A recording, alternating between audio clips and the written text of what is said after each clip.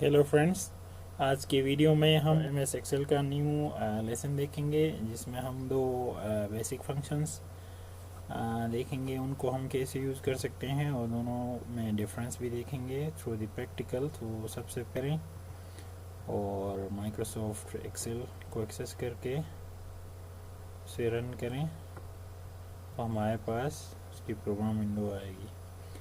तो अभी हम दो बेसिक फंक्शंस हैं, मैक्स और मिन। इनमें डिफरेंस देखेंगे और इनको हम यूज़ कैसे कर सकते हैं, किस मकसद के लिए होते हैं वो भी हम समझेंगे। तो सबसे पहले हम जाएंगे दो कॉलम्स में, हम या एक कॉलम में कुछ वैल्यूज हम टाइप करेंगे। लेट से हमारे पास आइटम्स हैं और यहाँ पर की सेल है और यहाँ पर आइटम जो है, पहला आइटम की क्वांटिटी जो है ये कुछ क्वांटिटी है इस तरह से।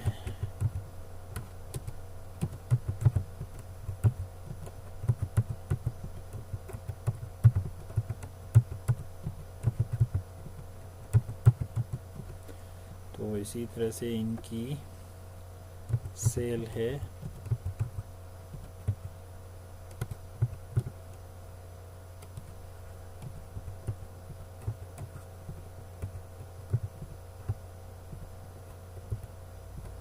तो अब हम ये जानना चाहते हैं कि सबसे ज़्यादा क्वांटिटी किस आइटम की हमारे पास स्टॉक में अवेलेबल है। तो इसके लिए हम, अगर हमारे पास एम एस एक्सेल ना हो यानी एम एस वर्ड में अगर हम ये काम करना चाहें तो इसके लिए हमें मैनुअल करना होगा, खुद ही ढूंढना पड़ेगा। जबकि एम एस एक्सेल में ऐसा नहीं है, हम आसानी के साथ जो फैसिलिटीज़ हैं इनको यूज़ करके हम इस्तेमाल कर आसानी से फाइंड आउट कर सकते हैं। तो इसके लिए लेट से हमारे पास यहाँ पर हम लिख देते हैं मैक्स क्वांटिटी और उसके बाद मैक्स। तो यहाँ पर हम फाइंड आउट करना चाहते हैं, तो इसके लिए हम सबसे पहले इक्वल लिखेंगे और उसके बाद MAX मैक्स जो नीचे आया है मैक्स एक्स मैक्स। और यहाँ पर हम रेंज देंगे कहाँ से हम मैक्स फाइंड करना चाहते हैं, वो रेंज हमने यहाँ पर देना होगा। तो हम चाहते हैं कि आइटम्स की क्वांटिटी जो है, मैक्सिमम क्वांटिटी क्या है। तो हमारे आइटम्स जो हैं यहाँ से लेकर जो है D6 से लेकर D15 तक हैं। तो हम कोलन लगाएंगे और उसके बाद ये जो है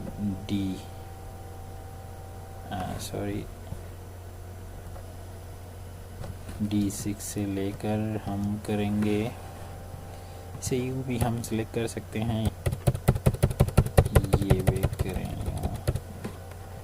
यहाँ से यहाँ तक आप ड्रैग करें और गिट क्लोज करें, इंटर करें और ये मैक्स टेबल 4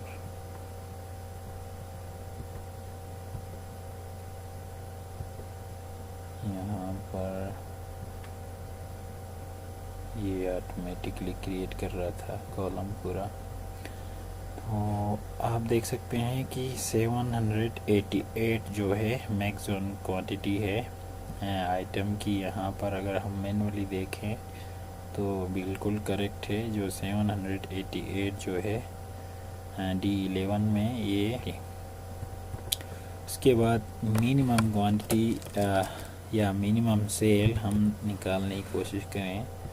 तो मिनिमम जो है क्या करता है, सबसे जो छोटी क्वांटिटी है ये फंक्शन हमें मिनिमम क्वांटिटी हमें एज आउटपुट देता है। तो हम min लिखेंगे और उसके बाद ब्रैकेट स्टार्ट करें और आप यहाँ से क्लिक करें, ड्रैग करें और यहाँ तक जाएं तो करें। ये क्योंकि टेबल हमने सिलेक्ट किया है, तो अब ब्रैकेट क्लोज करें, एंटर करें। तो मिनिमम जो है आप देख सकते हैं हमारे पास जो क्वांटिटी है सेल्स की, जो मिनिमम सेल हुई है वो 5 आइटम्स की हुई है, हाँ, जो कि E14 में है। तो फ्रेंड्स आप देख सकते हैं कि हमने आसानी के साथ हमारे पास दो किस्म की जो क्वांटिटीज़ हमारे पास हमारे रिकॉर्ड में थी, एक आइटम्स और उनकी क्वांटिटी और उनकी सेल। तो आइटम्स में सबसे ज़्यादा आइटम्स हम देखना चाहते थे कि कितने हैं, तो वो हमें पता चला कि वो 7 है मैक्सिमम यहाँ सेम आइटम्स। और उसके बाद मिनिमम सेल जो हुई है वो 6 हुई है, जो कि 56 आइटम्स जिसमें है उनमें से 6 सेल हुई है। और मैक्सिमम क्वांटिटी जो है 788 है और इसकी सेल 54 हुई है। तो इसी तरह मिनिमम और मैक्सिमम का फंक्शन यूज़ कर सकते हैं। मिनिमम के ज़रिए सबसे छोटी क्वांटिटी को हम फाइंड आउट कर सकते हैं, इसी तरह से मैक्सिमम के ज़रिए हम सबसे बड़ी क्वांटिटी को आसानी के साथ फाइंड आउट कर सकते हैं। तो इसके बाद अगर हम यहाँ पर प्रोडक्ट का नाम देना चाहें, item name, product name, P name कर देते हैं, प्रोडक्ट नेम। यहाँ पर हम प्रोडक्ट का नाम भी इंटर कर सकते हैं, कीवर्ड, और उसके बाद टेबल के बाद माउस, उसके बाद रैम और उसके बाद स्पीकर्स, मदर बोर्ड, उसके बाद हम यहाँ पर बैटरी, उसके बाद इसी तरह से हम कर सकते हैं लैपटॉप और उसके बाद कर सकते हैं कोई भी आइटम हम ऐड कर सकते हैं, माइक, और उसके बाद कर सकते हैं। तो आपने देखा कि हमने एक प्रैक्टिकल डेमोंस्ट्रेशन किया और जिसमें मिनिमम और मैं आसानी के साथ इस्तेमाल किया और बगैर किसी मैनुअल वे, बगैर टाइम ज़ाया किए ने आसानी के साथ मिनिमम सेल और मैक्सिमम क्वांटिटी प्रोडक्ट की, जिस भी प्रोडक्ट की है वो हमने फाइंड आउट की है।